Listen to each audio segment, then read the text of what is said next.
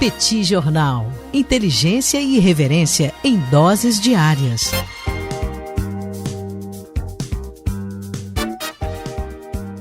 Olá, gente! Bem-vindos a mais um bate-papo do Petit Jornal. Estamos aqui no encontro semanal entre Daniel Souza e Tanguy Bagdadi para repercutir os temas dessa semana. Uma semana que, diferentemente da semana passada, não teve título da Libertadores do Flamengo, mas estamos aí na expectativa para o Mundial, não é isso, Tanguy? Daniel, eu fiquei na dúvida se você ia aparecer essa semana, cara. Por quê?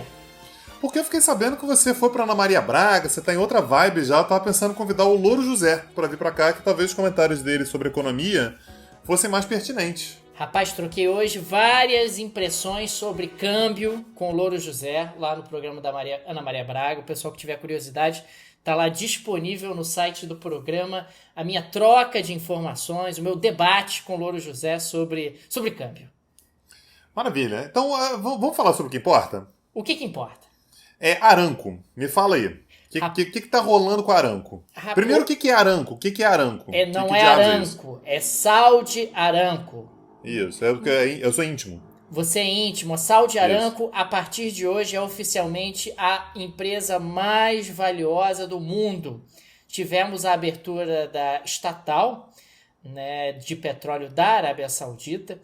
Foi uma venda pequena, uma venda de 1,5% das ações, mas o que acabou acontecendo na prática é que nós tivemos, com o valor dessas ações, com o valor de 1,5%, o valor de venda dessas ações, a gente pode projetar o valor da companhia e ela acabou sendo avaliada em 1,7 trilhão de dólares. Um pouco menos do que o MBS, o Mohammed bin Salman, havia projetado. Ele disse que a companhia valia 2 trilhões de dólares, mas mesmo assim foi a maior abertura de capital em termos de valor da empresa que estava sendo comercializada. Mais uma vez, o MBS está num esforço de aproximação em relação ao Ocidente, de passar a imagem de que a Arábia Saudita é um país moderno, é um país que agora está disposto, inclusive, a abrir o capital da sua principal empresa, o que envolve sempre um monitoramento externo dos demais sócios, e é um movimento econômico bastante importante, e acho que tem tudo a ver aqui com o que a gente costuma falar sobre o Oriente Médio.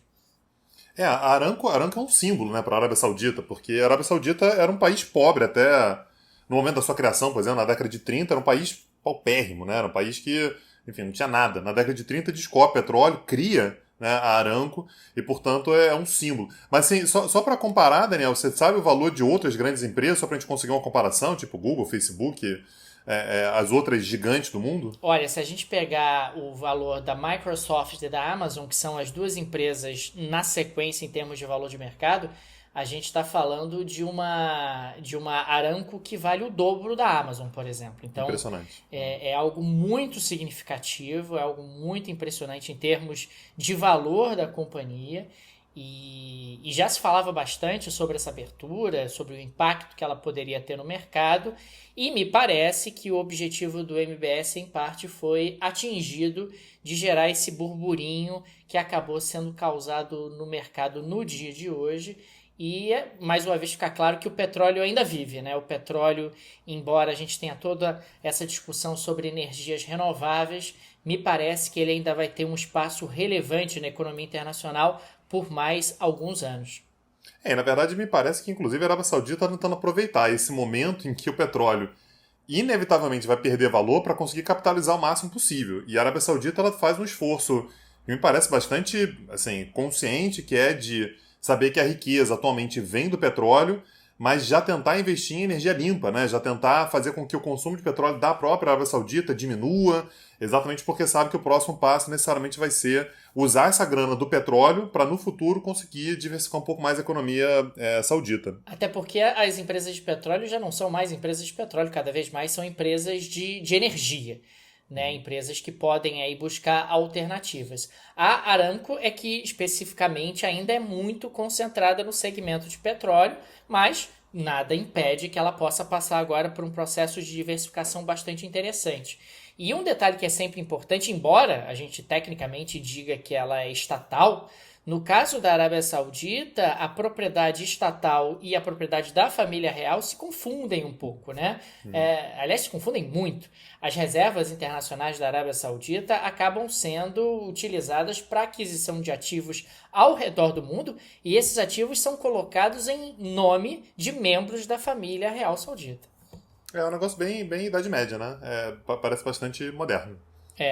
A gente está falando de um regime absolutista, né? De uma monarquia absolutista em pleno século XXI, o que não deixa de ser curioso. Daniel, outra coisa importante que aconteceu essa semana agora, na verdade, entre ontem e hoje, né? A gente está gravando aqui na quinta-feira à noite, então quarta e quinta-feira, dias 4 e 5, foi a cúpula do Mercosul. Que foi uma cúpula que foi, assim, curioso, né? Porque a gente vai ter 2 mudanças de governo muito em breve. Na verdade, o Macri está nos últimos dias, muito literalmente, do seu governo. Daqui a pouco vai entrar o Alberto Fernandes, no dia 10, né? Então na semana que vem. E já vai ter uma mudança de governo também no Uruguai. O que é curioso é que os sinais estão invertidos, né? A gente tem um governo mais à direita na Argentina e vai entrar um governo à esquerda.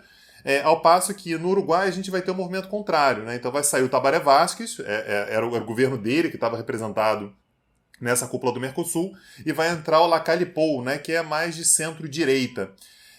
E só para deixar claro, essa cúpula aconteceu em Bento Gonçalves, né, no Rio Grande do Sul, porque a presidência temporária, a presidência pro-tempore do Mercosul é do Brasil nesse momento. O Brasil passou essa presidência para o Paraguai, mas o Brasil marcou essa data exatamente para pegar o finalzinho do governo Macri. Lembrando que há um clima de tensão entre o Brasil, né, entre o governo brasileiro, o governo Bolsonaro, e o futuro presidente Alberto Fernandes. Alberto Fernandes visitou Lula, disse que no Brasil não tinha um Estado de Direito, e o Bolsonaro deu algumas declarações nessa cúpula que mostram que talvez o caminho não vai ser, pelo menos no primeiro momento, de uma conciliação. Ele chegou a dizer que a gente brigando, a Argentina perde muito mais do que o Brasil, então realmente uma lógica de confrontação. É verdade que a Argentina perde muito mais do que o Brasil, o que não significa dizer que o Brasil não perde, né? O que não significa dizer que o Brasil sairia ileso de uma relação mais conflituosa com a Argentina. Ainda mais nessa semana, né? Numa semana em que Brasil e Argentina estiveram unidos num tweet do Donald Trump. Então Brasil e Argentina poderiam estar unidos justamente para combater o efeito desse tweet, mas vai ficar difícil justamente por conta desse contexto que você está descrevendo.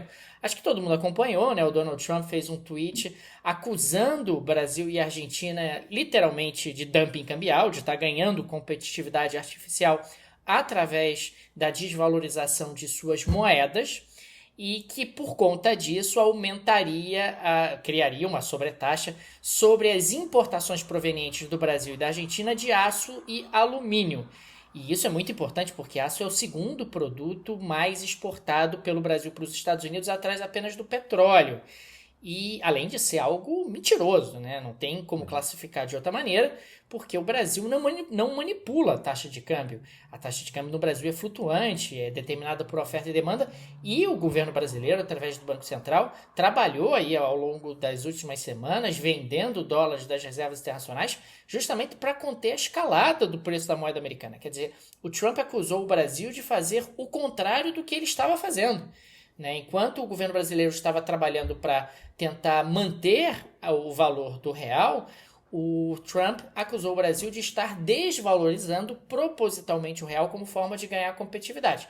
Agora, aí a narrativa é muito mais interessante do que a verdade, e o Trump consegue agradar aí os swing states ali do cinturão da ferrugem, que sem dúvida alguma são acarinhados com medidas como essa, né? Não, e a gente vai além, né? Você olha o tweet dele, ele fala que essa flutuação cambial e tal gera uma preocupação muito grande para os agricultores. Logo, vamos tributar aço e alumínio. Pô, mas agricultor, o que agricultor tem a ver com aço e alumínio, né? Qual é a relação entre as duas coisas? Enfim, mas é como você disse, é um tweet que olha muito mais para aspectos domésticos e que, assim, a reação do governo brasileiro foi dizer que o Brasil tem portas abertas, né? O Brasil tem uma relação direta, tem um canal aberto com os Estados Unidos, qualquer coisa, né? Se foi fala do presidente, qualquer coisa, a gente dá uma ligada para ele e resolve isso. Quando, assim, numa relação um pouco mais pragmática, o natural seria o Brasil se juntar à Argentina exatamente para fazer essa argumentação internacionalmente, tentar demover os Estados Unidos, ou pelo menos jogar luz sobre essa questão, o que poderia, na verdade, fazer com que os Estados Unidos, de alguma maneira, recuassem da decisão. O que mostra que essa cúpula do Mercosul, que aconteceu agora, né, que terminou agora em Bento Gonçalves, talvez seja a última que a gente tenha, de fato, ao longo dos próximos anos, algum tipo de relação um pouco mais amistosa entre os dois. Até porque o Alberto Fernandes ele já prometeu que vai colocar a mão em alguns pontos que o Bolsonaro e o Macri concordavam, que o Macri e o Temer antes concordavam também, e que a partir de agora provavelmente vão passar a discordar frontalmente. Entre eles, o acordo com a União Europeia, que a gente já falou aqui inúmeras vezes que não está em vigor ainda, que era complicado de entrar em vigor lá pelo lado europeu, mas a partir de agora é possível que comece a ter uma dificuldade para entrar em vigor, inclusive pelo lado do Mercosul. E outra coisa que era muito discutida entre o Brasil e a Argentina era a necessidade de diminuição da TEC. Né? TEC é a tarifa externa comum, que é basicamente a tributação do Mercosul, que é uma tributação alta. A média da TEC aqui no Mercosul é de cerca de 14%, que é altíssimo. Alto. É muito alto. Brasil e Argentina tinham a ideia de, numa reforma dessa TEC, talvez baixar pela metade. O que tem um trade-off, né? Se você baixa demais, também você começa a se tornar menos atrativo para possíveis acordos comerciais com outros países ou com outros blocos. Então, essa era uma discussão que o Brasil vinha fazendo, mas que o Alberto Fernandes já deu declarações de que, olha, vamos devagar, não é assim, tem que pensar. Então, assim, há um prenúncio de uma relação complicada daqui para frente. E eu achei curiosa a posição do Uruguai, né? O próprio Lacalle Pou, né, o presidente eleito do Uruguai, vai tomar posse em março, disse que pretende se posicionar como uma dobradiça na relação entre Brasil e Argentina. Então, um país que consegue tocar nos dois, consegue se relacionar com os dois, consegue ter uma abertura com ambos e, portanto, eventualmente se colocar como um articulador da posição entre Brasil e Argentina. A se acompanhar, mas é preocupante, assim, porque a gente pode falar, o Mercosul ele traz custos para o Brasil, é claro que traz, mas sempre o país que tem os maiores ganhos é aquele que tem maiores custos. Isso é inevitável, sempre assim. Isso acontece, inclusive, na própria União Europeia, né? A Alemanha tem os maiores custos e os maiores ganhos. Esses projetos de integração acabam sendo, nesse sentido, vias de mão dupla. Agora, deixa eu te perguntar uma coisa. Você acha que existe alguma possibilidade, algum risco de nós termos uma escalada tão grande nessa tensão entre os dois países que leve a uma morte do Mercosul ou a uma inviabilização do Mercosul? O Mercosul ele pode se tornar irrelevante. Ele pode se tornar irrelevante a partir do momento que você tem um bloqueio, né, tal do relacionamento, que você não tenha mais grandes possibilidades de avanço. A Argentina ela vai se encontrar numa posição isolada no Mercosul. Lembrando que a gente tem um governo de direita no Brasil, né, que é o Bolsonaro, a gente tem um governo de centro-direita vai ter, né, no Uruguai, que vai ser o Lacalle Pou, e a gente tem um governo conservador também, que é o Mário Abdo Benítez, no Paraguai. Então, uma situação que virou, né, até pouco tempo, a gente tinha, na verdade, basicamente governos de esquerda ou de centro-esquerda, e o país isolado era o Paraguai. Né, o Paraguai como um governo mais conservador, isso se manteve ao longo dos últimos anos. Mas se a Argentina começar a se sentir isolada, a negociação travar, bloquear, a gente não conseguir grandes avanços, lembrando que os avanços eles são muito dependentes de Brasil e Argentina, e é muito raro ao longo das últimas décadas que a gente tenha Brasil e Argentina em lados opostos. Só um dado que me chamou a atenção hoje, Daniel, o Bolsonaro naturalmente não vai para a posse do Alberto Fernandes, que vai acontecer na semana que vem. Vai ser a primeira vez nos últimos 17 anos que um presidente brasileiro não comparece à posse de um presidente argentino. A última vez foi na posse do Dualde. Você deve se lembrar como é que estava a Argentina do Dualde, em 2002. Era o auge da crise, né? Ninguém sabia nem se o Dualde ia durar mais de uma semana. Pois é, porque o presidente anterior tinha durado 8 dias, né? Então, e mesmo assim, Fernando Henrique Cardoso esteve na posse argentina em 1995, né, na posse do Menem, e teve na posse também, na segunda posse do Menem, teve na posse também em 1999. Então, há uma tradição de o presidente brasileiro prestigiar as posses dos presidentes argentinos. É sintomático, né, que quem vai para a posse do presidente argentino na semana que vem vai ser o Osmar Terra. Né? Então, assim, não é nem o chanceler.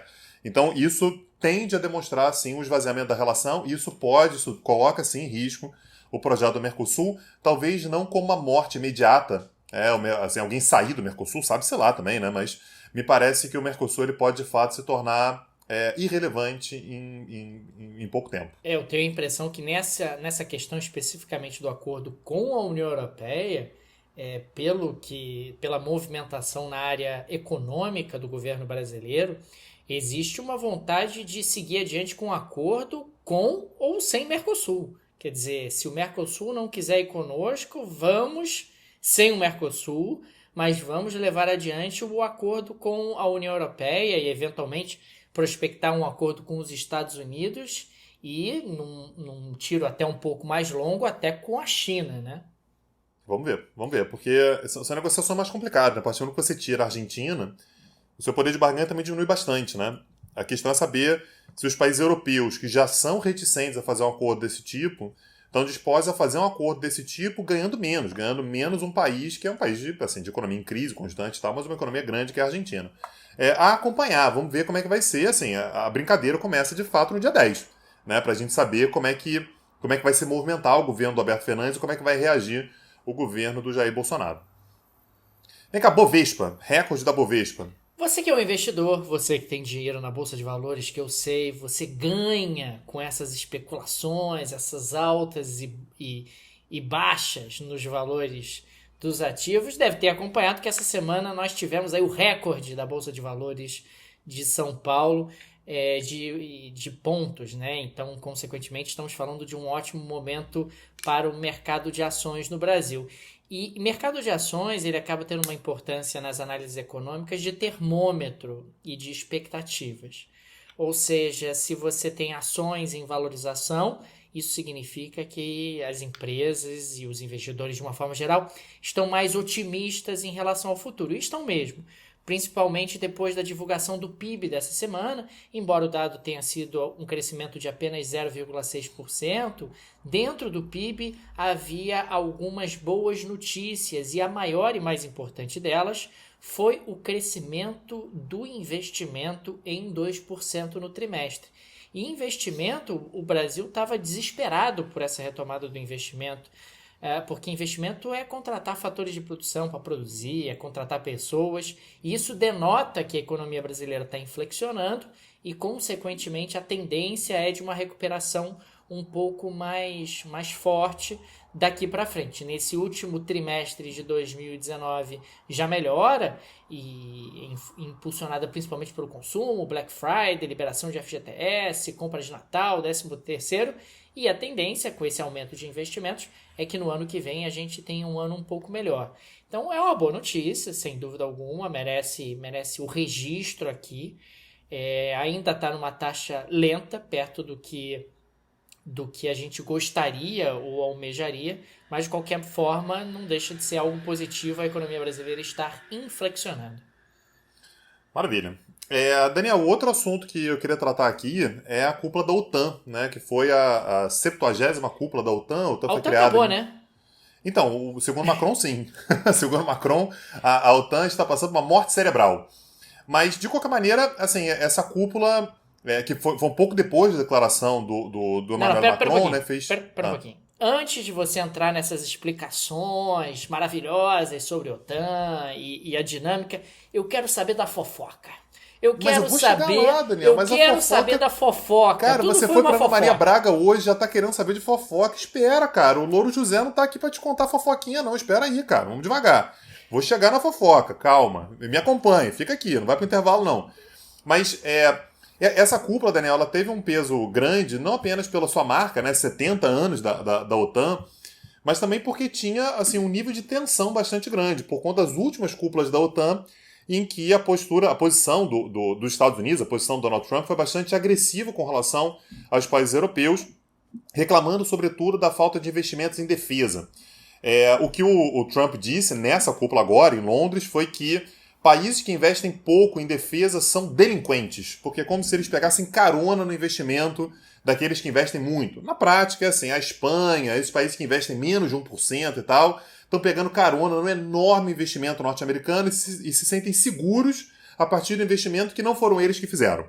Então, essa é mais ou menos a lógica. Mas aí, Daniel, essa posição agressiva do Trump não é a primeira vez, assim, são algumas cúpulas da OTAN em que essa posição agressiva se repete, ela naturalmente incomoda os outros chefes de Estado, né? Eles se sentem desautorizados, eles se sentem pressionados, eles acham que é uma arrogância por parte dos Estados Unidos.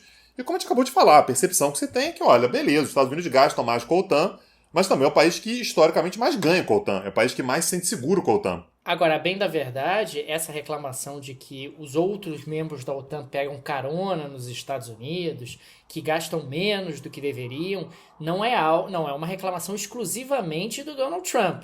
Não, de Outros jeito nenhum. presidentes americanos já se queixavam disso, o próprio Obama, o George W. Bush, já tinham essa queixa em relação aos membros da OTAN. Sem dúvida, sem dúvida. A questão é que o Trump ele é mais agressivo, né? E talvez assim, até uma posição mais caricata dele. E aí, nisso, acabou tendo uma recepção a alguns chefes de Estado no Palácio de Buckingham.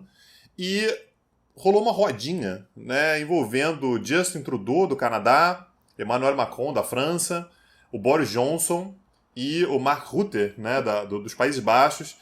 Assim, aquela rodinha que a galera tá mais animada, tomou uma cerveja, tomou um champanhe e tal. E tinha uma câmera de frente pro Trudeau que conseguiu fazer uma leitura labial, dá pra fazer uma leitura labial do que ele estava dizendo. E assim, em momento algum, o nome do Trump foi mencionado, mas era claro que era, né, sobre o Trump, né? Fazendo basicamente críticas ao fato de que ele estava monopolizando as atenções, as críticas e tal. E isso assim, gerou uma pequena crise diplomática, porque o Trump ele ficou incomodado com isso, desmarcou os eventos que tinha no dia seguinte, desmarcou a coletiva de imprensa e foi embora mais cedo. Então, assim, quando você diz que a OTAN acabou, a gente tem que saber se, assim, como é que vai ser a próxima reunião. Lembrando que a próxima reunião da OTAN vai ser daqui a 2 anos só, vai ser somente em 2021, mas de qualquer maneira, assim, o clima que ficou na OTAN foi um clima complicado. Sobretudo, levando em consideração que a OTAN está passando por um momento difícil, curioso, porque a OTAN começou a imaginar fazer um investimento para a defesa de alguns países estratégicos, historicamente para a OTAN, né, que são os países bálticos, né, então Estônia, Letônia, Lituânia, que entraram na OTAN naturalmente após o fim da União Soviética e se sentem muito ameaçados pela Rússia. A Rússia tem uma retórica muito agressiva com relação a esses países. E o Erdogan, né, o presidente da Turquia, disse que pretende vetar esse investimento caso a OTAN não reconheça os curdos do YPG na Síria como grupo terrorista, né? como, na verdade, um grupo de terroristas. A OTAN, naturalmente, ela não se sente confortável em fazer, isso gerou, portanto, um climão. Mas, aparentemente, durante a reunião, não houve, de fato, uma volta a essa questão do veto turco. É provável que a Turquia, portanto, não vete, foi uma tentativa de estabelecer uma posição. Mas, de qualquer maneira, em meio a essa tensão diplomática, isso acabou nem avançando tanto. Mas, de qualquer maneira, esse é um elemento que colocou, de fato, a OTAN na berlinda, no momento, aliás, em que o Trump ele tem outras preocupações que não apenas a OTAN. A Nancy Pelosi, presidente da Câmara dos Deputados, no equivalente à Câmara dos Deputados dos Estados Unidos, pediu para que o Comitê Judiciário da Câmara redija o texto para o impeachment. Né? Então, assim, o impeachment deu mais um passo. O processo foi aberto. Você teve os chamados hearings, né, que foram inclusive públicos, então as pessoas dando suas versões, dizendo o que viram, o que aconteceu, o que sabiam e tal. E é provável que o processo de impeachment na Câmara seja votado até o Natal. Então, até semana que vem, esse comitê deve redigir finalmente o pedido de impeachment e até o Natal, portanto, deve ser votado. Em 2020, portanto, a questão vai para o Senado. E aí é que a gente vai ver o que vai acontecer, porque o Senado tem maioria republicana, acho quase impossível que isso passe, mas de qualquer maneira, me parece que o processo aberto pelos democratas está muito mais de olho nas eleições do ano que vem do que exatamente na concretização de impeachment. Talvez seja uma estratégia de desgastar a imagem do Trump para as eleições que vão acontecer mais no final do ano. Então, me parece também que o Trump não estava muito preocupado com a OTAN, não era exatamente o grande foco. No momento em que apareceu esse vídeo, ele encontrou uma desculpa para finalmente ir embora. E voltar para os seus problemas domésticos e focar na eleição do ano que vem, que é o que interessa, né? Mas inclusive as coisas estão relacionadas, tá, Daniel? Porque, assim, nesse processo do impeachment tem uma dúvida entre os democratas que é qual vai ser a acusação que vai ser feita. Você tem uma ala dos democratas que considera que tem que entrar na denúncia por impeachment aquela questão da Rússia, né? Da Rússia ter se metido nas eleições americanas e haver uma dúvida sobre se o comitê de campanha do Trump, de alguma forma, colaborou com a Rússia. E você tem outros que consideram que, olha, a narrativa mais fácil é falar sobre a Ucrânia. Então, assuntos internacionais que envolvem, de uma certa maneira, a OTAN estão relacionados também com elementos domésticos. Mas, naturalmente, ele está a fim de ir mais para questões domésticas nesse momento do que exatamente para discussões mais conceituais na OTAN. Maravilha. Acho que é isso, né? É isso. Daniel, assim, pessoal que apoia a gente colocou uma leva para dentro do grupo lá, do Redação do Petit Jornal, mas deve ter outras pessoas que estão ansiosas também para apoiar. Uma galera, aliás, queria agradecer muito o pessoal que recebeu a imagenzinha bonitinha lá do Spotify, né, dos programas mais ouvidos e tal. Muita gente marcando a gente, foi muito legal, foi muito gratificante. O programa é curtinho, isso acaba fazendo com que muita gente ouça. Então, assim, se você ouve o Petit Jornal, gosta, recomende, indique, isso faz muita diferença. Mas tem uma galera que talvez possa querer apoiar a gente. O que a pessoa pode fazer? Olha, vai lá no site do Petit Jornal, petitjornal.com.br, tem uma seção lá na parte superior do site chamada Apoie o Petit. Aí você clica e você tem lá todas as instruções e informações para apoiar o Petit Jornal com quanto você quiser, com quanto você puder. Maravilha. Então é isso, Daniel. Então até semana que vem. Um abraço. Até a próxima. Até. Valeu. Petit Jornal. Inteligência e irreverência em doses diárias. Agora, o Petit Jornal está na web www.petitjornal.com.br.